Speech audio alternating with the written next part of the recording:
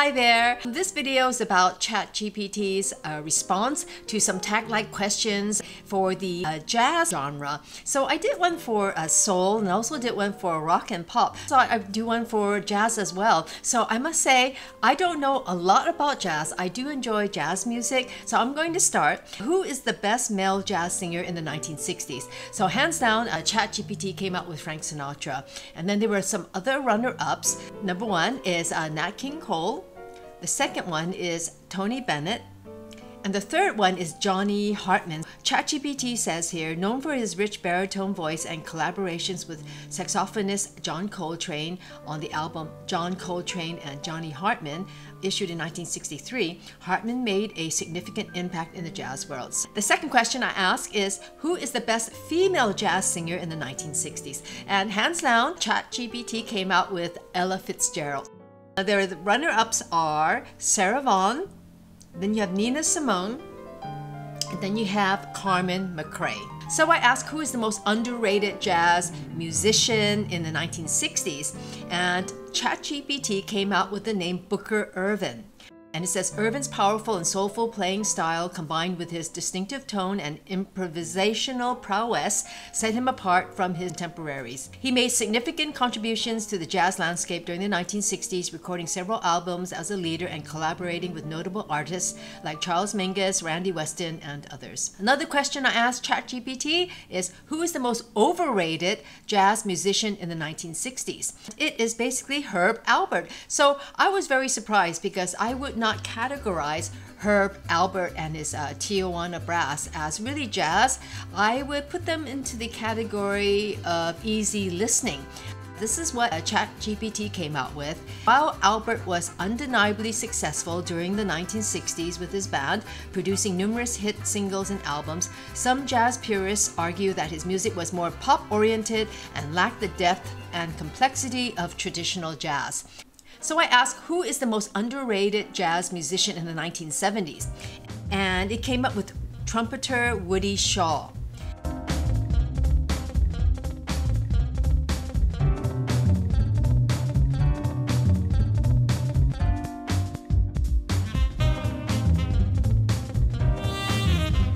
So I asked who is the most overrated musician in the 1970s, and ChatGPT threw out the name Chick Corea. So I was surprised there. ChatGPT says Corea was undeniably a highly skilled and influential musician who made significant contributions to jazz during the 70s, particularly with his fusion group Return to Forever. However, some critics have argued that Corea's music, particularly his fusion work, may have been overhyped and given undue prominence compared to other innovative jazz musicians of the era.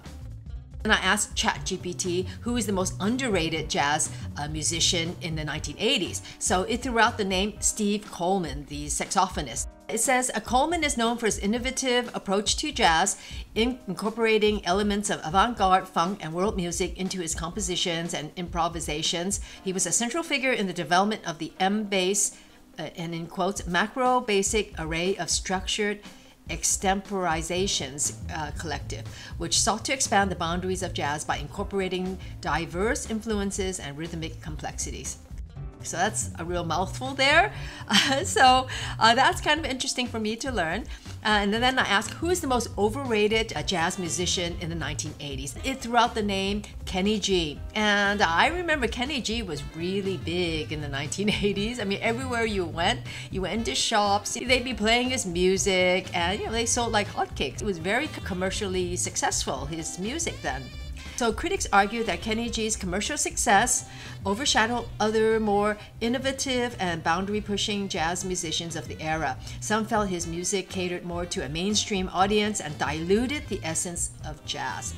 He was the most underrated jazz musician of all time, and it threw out the name Kenny Dorham. And it says here, a trumpeter, composer, and band leader, Dorham played a crucial role in the development of hard bop and post-bop jazz. He worked with some of the greatest jazz musicians of his time, including Charlie Parker, Art Blakey, and Max Roach. And then it came out with pianist and composer Herbie Nichols. And it says here, Nichols was a highly innovative and talented musician who composed complex, harmonically rich pieces. Despite his contributions to the genre, he remained relatively obscure during his lifetime and didn't achieve the same level of recognition as some of his contemporaries. So I asked also, who is the most overrated jazz musician of all time? And, threw out Kenny G's name again. So I thought it'd be interesting now to go narrow down that scope and go down to instruments. So I asked, who is the best jazz bassist of all time? Basically, ChatGPT doesn't actually throw out one particular name. It comes out with a list. The first one it says is Charles Mingus. And then the second one is Ron Carter. Third one, Ray Brown. Fourth, Jaco Pastorius. Fifth is Paul Chambers. I asked who is the most underrated jazz bassist of all time, and it comes out with the name Scott LaFaro, and it says here that his innovative approach for bass playing and his work with pianist Bill Evans. Scott LaFaro's life and career were tragically cut short when he died in a car accident at the age of 25. So despite his relatively brief time in the spotlight, LaFaro's virtuosic playing on albums like Sunday at the Village Vanguard and Waltz for Debbie left a lasting impact on the jazz world.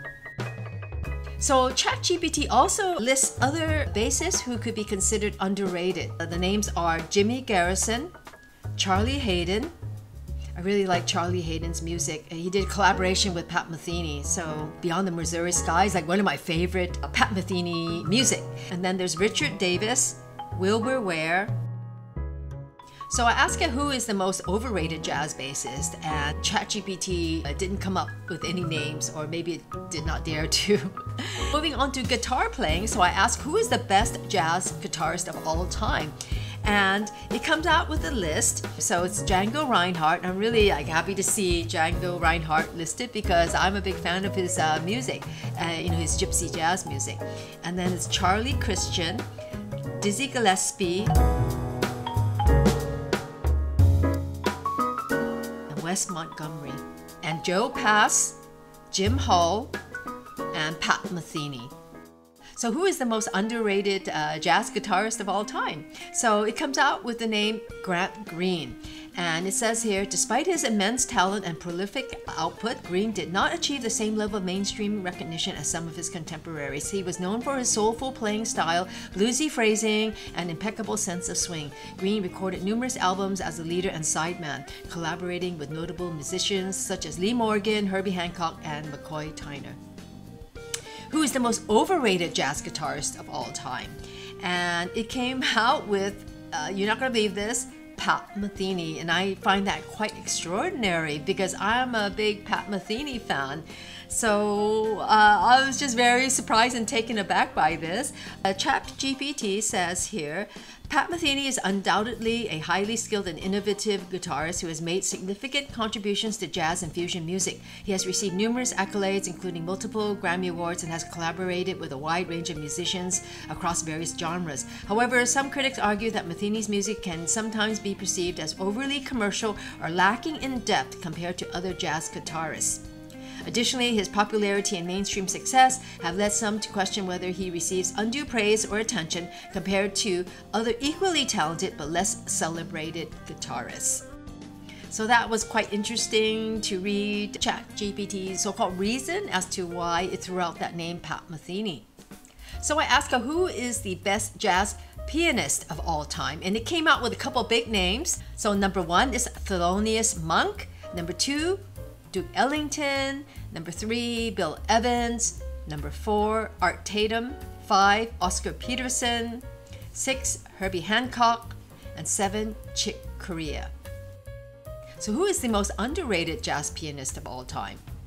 So ChatGPT throws out the name Hampton Hawes, and it says here, Hawes was a highly talented and influential pianist known for his bebop style, lyrical improvisation, and technical mastery of the instrument. Despite his considerable skill and contributions to the genre, he didn't always receive the same level of recognition as some of his contemporaries. Hawes recorded numerous albums as a leader and sideman throughout his career, including notable collaborations with Charlie Parker, Sonny Rollins, and Art Pepper. His recordings showcase his unique voice on the piano and his ability to blend bebop, blues, and modern jazz influences seamlessly. So I asked who is the most overrated jazz pianist of all time, and then it comes out with Keith Jarrett. So that was a bit of a surprise for me because I remember Keith Jarrett's name, and he was a big name for me in the 80s. Came out a lot of records, and he was a name also in the 70s because I remember my brother, who was into jazz music, would listen to his music a lot. So that was a bit of a surprise for me. So ChatGPT says here, Jarrett is immensely talented pianist known for his virtuosic improvisation, wide-ranging musical influences, and iconic solo concerts. He has received critical acclaim and numerous awards throughout his career. However, some critics and listeners have expressed reservations about Jarrett's style, particularly regarding his vocalizations while performing and his tendency towards lengthy improvisations. So who is the best jazz saxophonist of all time? It comes out with a number of people, and they're big names, so no surprise there. Charlie Parker, then you have John Coltrane, Sonny Rollins, Dexter Gordon, Stan Getz, Ornette Coleman, and Lester Young. So who's the most underrated saxophonist of all time? And it comes out with the name Warren Marsh. ChatGPT says Marsh was a highly skilled tenor saxophonist known for his distinctive playing style, which blended elements of bebop and cool jazz. Despite his exceptional talent and innovative approach to improvisation, Marsh didn't achieve the same level of recognition as some of his contemporaries. So I'm noticing that that's always kind of like this throwaway line that ChatGPT says. So-and-so didn't achieve the same level of recognition as some of his contemporaries. And I'm noticing a pattern. I think that sometimes if a musician becomes too commercially popular or, successful, that for some reason these artists become kind of criticized for it and criticized for being too mainstream or diluting a particular genre. So that's just my take on it. I'd be interested to know what you think, but I'm seeing a bit of a pattern with the responses by ChatGPT, not just for this jazz genre, but also for the soul one I did and for the rock pop ChatGPT video I did as well. It was just throwing out similar lines there.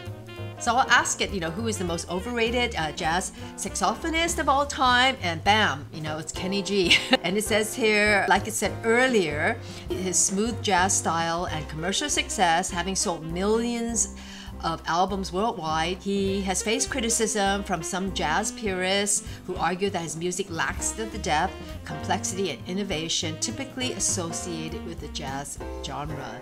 So I asked, what are the best jazz albums of all time? So here's ChatGPT's list.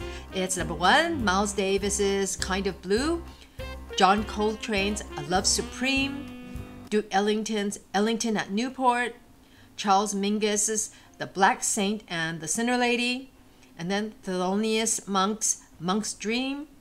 Then you have Herbie Hancock's Headhunters, Ornette Coleman's The Shape of Jazz to Come, and then you have Art Blakey and the Jazz Messengers' Moanin', and then Wayne Shorter's Speak No Evil, as well as the Dave Brubeck Quartet's Time Out.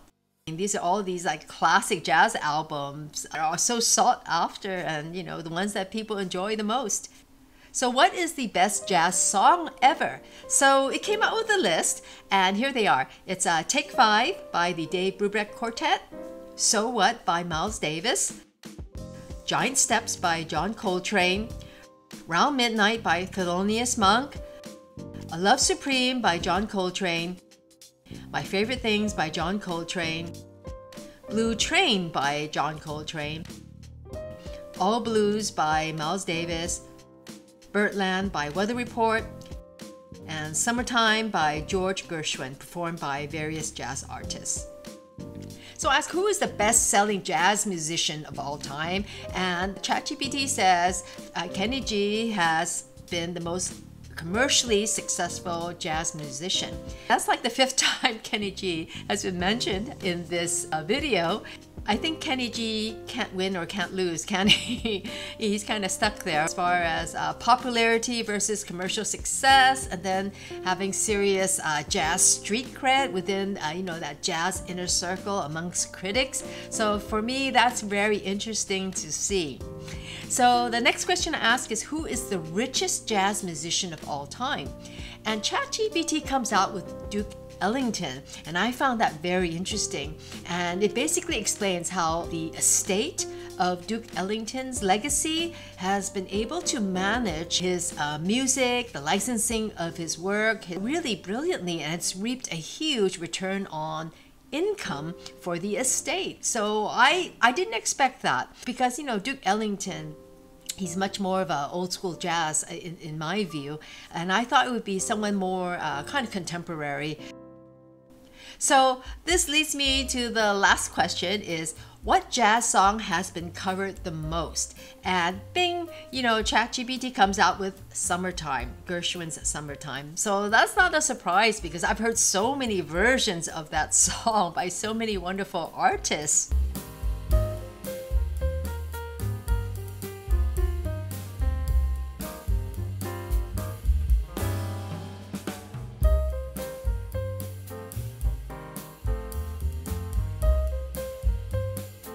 I hope you enjoyed this kind of quick run through of some questions thrown out at ChatGPT concerning jazz music, and a lot of the questions were more instrument based. So I think that was quite interesting, the answers that it threw out, because it was just a bit more focused. I found it quite a good exercise, and I don't think I personally would depend on ChatGPT to be my go-to place to discover new artists, really, because I think a lot of musicians in general may fall through the net a little bit, and I do wonder whether or not ChatGPT or AI might take away the opportunity for some music enthusiasts to learn organically or discover organically new music in various genres. So what say you? If you have any comments about this, I'd love to hear what your thoughts are on about this, okay? So thanks for joining me.